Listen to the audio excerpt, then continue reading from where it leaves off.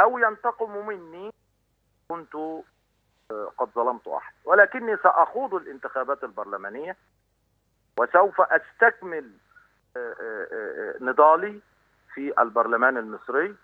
وأنا بقول لأبناء دائرتي من خلالك طلخة ونبروه: أنتم أصبحتم مسؤولون الآن أمام التاريخ. أنتم لستم مسؤولون لإنجاح توفيق عكاشة، أنت أصبح عليكم مسؤولية التاريخ. يعني أبناء دائرة طلخة ونبروه أصبحوا مسؤولين عن الحفاظ على كتابة التاريخ كتابا صحيحا، لأن من السهل إن هم